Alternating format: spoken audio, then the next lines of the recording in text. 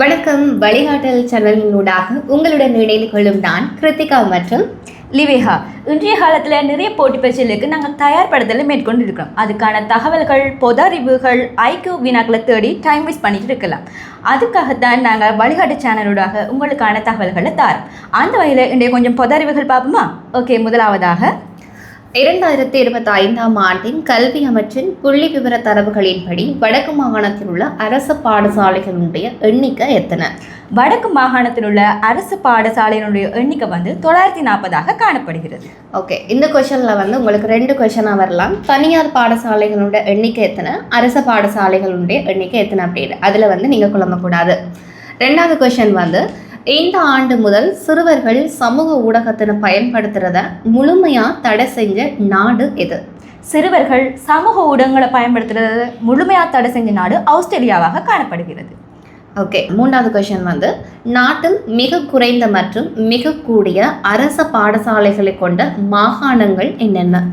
வட மத்திய மாகாணம் மற்றும் மத்திய மாகாணமாக காணப்படுகிறது. ஓகே, குறைந்த அரச பாடசாலையை கொண்ட மாகாணமாக வட மத்திய மாகாணமும், அதே கூடிய அரச பாடசாலைகளை கொண்ட மாகாணமாக மத்திய மாகாணமும் காணப்படுது. 4வது கொஸ்டின் பார்த்தோம்னு சொன்னால் 2025ஆம் ஆண்டின் புள்ளி விவர தரவுகளின்படி நாட்டில் அதிகூடிய மற்றும் அதிகுறைந்த அரச பாடசாலைகள் உள்ளடக்கிய மாவட்டங்கள் என்னென்ன? குருநாகல் மற்றும் கிளிநொச்சி ஆகும். ஓகே, இப்போ இதில் அதிகூடிய குருநாகல் மாவட்டமாகவும் அதிகுறைந்த அரச பாடசாலைகளை கொண்ட மாவட்டம் கிளிநொச்சி மாவட்டமாகவும் காணப்படுது. இதில் நீங்கள் ஒன்று கவனிக்கணும், 2025ஆம் ஆண்டின் தரவுகளின் படி தான் இந்த கொஷன் கேட்டிருக்கு. நீங்கள் 24 23 ஆண்டு முறைப்படி நீங்கள் கொடுக்கக்கூடாது. அந்த ஆண்டுகளை கவனமாக பார்த்துக்கொள்ளுங்க. 5வது கொஷன் எமது நாட்டின் தற்போதைய பிரதமர் கௌரவ திருமதி ஹரணி அமரசூரிய அவர்கள் சுதந்திர இலங்கையின் எத்தனையாவது பிரதமராக பதவி வகிக்கிறார்? ஹரண அமரசூரிய 17வது பிரதமராக பதவி வகிக்கிறார். இதே நேரத்தில் இலங்கையினுடைய முதலாவது பெண் பிரதமர் ஸ்ரீமாவோ பண்டாரநாயக்க. இதையும் நாங்கள் கவனத்தில் எடுத்துக்கொள்ளும். ஓகே, அடுத்த கொஷன் இப்போ இந்த இலங்கையில் ஏற்பட்ட டிட்வா புயல் சம்மந்தமாக அதிகளவான கொஷன் வர்றதுக்கான சான்ஸ் இருக்குது. அதில் இப்போ ஒரு கொஷன் நாங்கள் பார்க்கலாம். இப்போ இந்த டிட்வா புயல் அனர்த்தத்தினால இலங்கைக்கு அதிக அளவில் உதவி செய்த அண்டை நாடு எது? இலங்கை நிறைய நாடுகள், அதாவது அமெரிக்கா, சீனா, இந்தியா போன்ற நிறைய நாடுகள் உதவி செய்திருந்தாலும் அண்டை நாடுகள் என்று முக்கியமாக குறிப்பிட்டு சொல்லியிருக்கிறதால இந்தியா முக்கியத்துவம் வருகிறது. ஓகே, அடுத்த கொஷன் இப்போ இது உலகளவில் ஒரு ஃபேமஸாக நடைபெற்ற ஒரு நிகழ்வுன்னு சொல்லலாம். ஒரு நாட்டினுடைய ஜனாதிபதியை அமெரிக்கா சென்று கைது செய்து தன்னுடைய நாட்டில் சிறை வைத்த ஒரு சம்பவம் இடம்பெற்றது. அந்த ஜனாதிபதியினுடைய பெயர் என்ன? Nicolas Maduro. Okay, Nicolas Maduro அவர்களை தான் அமெரிக்கா அதாவது டொனால்ட் ட்ரம்பினுடைய ஆட்சி அவரை கைது செய்து தன்னுடைய நாட்டில் சிறை செய்து வச்ச சம்பவம் இடம்பெற்றதுக்கு. ஓகே, அடுத்த கொஷனுக்கு நாங்கள் போகலாம். உலக சுகாதார ஸ்தாபனத்தில் இருந்து தற்போது உத்தியோகபூர்வமாக ஒரு நாடு விலகி இருக்கு லிவேகா. அது எந்த நாடு? உத்தியோகபூர்வமாக விலகின நாடு அமெரிக்காவாக காணப்படுது. ஓகே, இப்போ அமெரிக்கா தான் இப்போ நிறைய பிரச்சனைகளுக்கு ஒரு ஃபேஸ் பண்ணுற ஒரு நாடாக காணப்படுது. இப்போ அந்த ரீதியில் வேர்ல்ட் ஹெல்த் ஆர்கனைசேஷன்லேருந்தும் அமெரிக்கா தற்போது விலகி இருக்குது.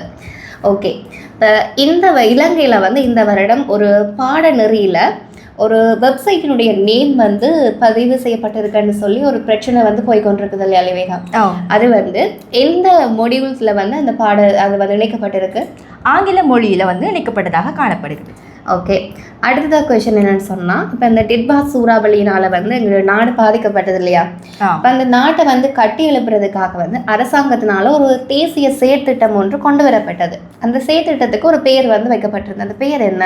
தேசிய செயற்திட்டம் மூலம் கொண்டு வரப்பட்ட பெயர் rebuilding Sri Lanka. Okay, rebuilding Sri Lanka. Okay, அடுத்த கொஸ்டின் 2026 உலகில் அதிக மக்கள் தொகை கொண்ட மிகப்பெரிய நகரம் ஒன்றை பேர் பெற்றிருக்கு. அது என்ன? Indonesia, Jakarta. ஓகே, அடுத்த கொஸ்டின் 2026 செயற்கை நுண்ணறிவு என்றாலே தெரியும், ஏஐ உச்சி மாநாட்டினை நடத்தும் முதல் தெற்காசிய நாடு எது? தெற்காசிய நாடுகள் 8 காணப்படுது. அதில் இந்தியாவில் தான் இது இடம்பெற்றதாக உள்ளது. ஓகே, இப்போ என்ன சீசன் சொன்னால் வேர்ல்ட் கப் சீசன், ஒலிம்பிக் போட்டி நடக்க போகுது இல்லையா? இப்போ குளிர்கால ஒலிம்பிக் போட்டிகள் இந்த ஆண்டு எங்கே நடைபெற போகுது? 2026ஆம் ஆண்டு இத்தாலியில் நடைபெற போகுது. ஓகே, இந்த ஆண்டு வந்து இத்தாலியில் தான் வந்து ஒலிம்பிக் போட்டி வந்து நடக்க இருக்குது. அடுத்தது வந்து அதிகரித்து வரும் வாழ்க்கை செலவு மற்றும் நாட்டினுடைய இந்த பொருளாதார வீழ்ச்சிக்கு எதிராக அரசாங்கத்தினை வந்து பதவி விலக கோரி மக்கள் போராட்டம் நடத்தி வருகின்ற தென்மேற்கு ஆசிய நாடு எது? தென்மேற்கு ஆசிய நாடு ஈரான் ஆகும். ஓகே, இப்போ ஈரான் சம்மந்தமாகவும் அதிகளவு கொஷின் வர்றதுக்கு சான்ஸ் இருக்குன்னு சொன்னால், ஈரானில் இப்போ வந்து போராட்டம் நடைபெற்று கொண்டிருக்கு. அதுக்கு எதிராக மக்களை வந்து எதிராக தூண்டி விடுறாங்க அப்படின்னு சொல்லி அமெரிக்கா மேலேயும் ஈரானுடைய ஜனாதிபதி வந்து பல எச்சரிக்கைகளை வந்து விட்டு கொண்டிருக்கிறாங்க. இதில் வந்து பல கொஷின்ஸ் வர்றதுக்கு சான்ஸ் இருக்கு. ஏன்னா அதிகளவான யுத்தம் இப்போ நடந்துட்டு இருக்கு. ரஷ்யா, உக்ரைன், இஸ்ரேல், ஈரான் போன்ற யுத்தங்கள் நடைபெற்றுக்கு முன்னாடி எந்தெந்த நாடுக்கு இடையில யுத்தம் நடக்குது, எந்தெந்த நாடு உதவி செய்யுது அப்படின்ற கொஷன் வந்து வர்றதுக்கு அதிக அளவில் சான்ஸ் இருக்கு. ஓகே, அடுத்த கொஷனுக்கு போகலாம். இந்த ஆண்டில் உள்ள அரச விடுமுறை நாட்களின் எண்ணிக்கை எத்தனை? அரச விடுமுறை நாட்களின் எண்ணிக்கை 26ஆக காணப்படுது. ஓகே, அடுத்த கொஷன் வந்து இந்த உலகில் வந்து கிரேக்க தத்துவ ஞானியும் உயிரியலருமான அரிஸ்டோட்டினால் உருவாக்கப்பட்ட முதல் பழமையான பல்கலைக்கழகம் எது? லைசியம் ஆகும். ஓகே, இந்த பல்கலைக்கழகம் என்ற விஷயத்துல வந்து நீங்கள் நிறைய கொஷின் எதிர்பார்க்கலாம். அதாவது உலகில் முதலாக உருவாக்கப்பட்ட பல்கலைக்கழகம் எது, இலங்கையில் முதலாக உருவாக்கப்பட்ட பல்கலைக்கழகம் எது, அதனுடைய பழமை பெயர் என்ன, இன்றைய பெயர் என்ன, எத்தனையாம் ஆண்டு உருவாக்கப்பட்டது, யாரால் உருவாக்கப்பட்டது அப்படின்ற கொஷின் வந்து வர்றதுக்கான சான்ஸ் அதிக அளவில் இருக்குது. ஓகே, அடுத்த சாப்டருக்கு போகலாமா லிவேகா? மாகாண சபைகளின் ஆட்சி காலம் வந்து எத்தனை வருடங்கள்? 5 வருடங்களாக காணப்படுது. ஓகே, இப்போ நாங்கள் இந்த சாப்டரில் வந்து இலங்கையினுடைய மாகாண சபைகள் சம்பந்தமாகவும் இலங்கை பற்றிய சில தகவல்களை வந்து பார்க்கலாம். ஓகே, இலங்கையினுடைய மாகாண சபை எத்தனை வருடம்னு பார்த்தாச்சு. அடுத்த கொஷின் வந்து இலங்கையினுடைய மாகாண சபை வந்து எத்தனையாவது வருடம் உருவாக்கப்பட்டது? இலங்கையினுடைய மாகாண சபை வந்து 1987ஆம் ஆண்டு வந்து முதல்ல உருவாக்கப்பட்டிருக்கிறது. ஓகே, வடக்கு மாகாணத்தில் உள்ள கல்வி வலயங்களினுடைய எண்ணிக்கை எத்தனை? வடக்கு மாகாணத்தினுடைய கல்வி வலயங்களின் எண்ணிக்கை வந்து 13ஆக இருக்கிறது.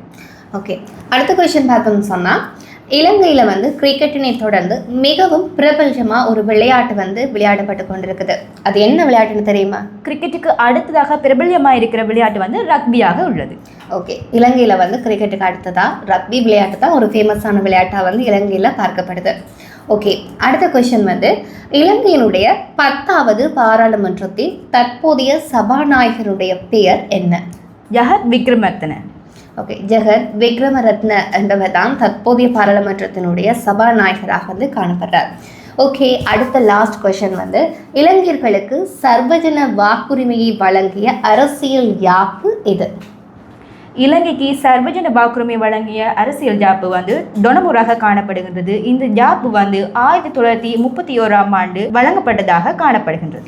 ஓகே, யாப்பு சம்பந்தமான நிறைய கொஷனும் வந்து வரும். அதாவது இலங்கையில் வந்து சர்வஜன வாக்குரிமை வழங்கப்பட்டது, பெண்களுக்கான வாக்குரிமை இப்போ வழங்கப்பட்டது அப்படின்ற நிறைய கொஷன் வந்து இந்த ஜாப்பு சம்பந்தமாகவும் வரக்கூடிய சாத்தியப்பாடுகள் இருக்குது. முக்கியமாக இந்த வருஷத்தினுடைய அதாவது நியூ அப்டேட் கொஸ்டின் வந்து கண்டிப்பாக வரும். நீங்கள் அதை தேடி வந்து படிக்கணும். இப்போ பார்ட் 2 வீடியோவுக்கு வந்து இன்னும் சில நாட்கள் வந்து காத்துருங்க.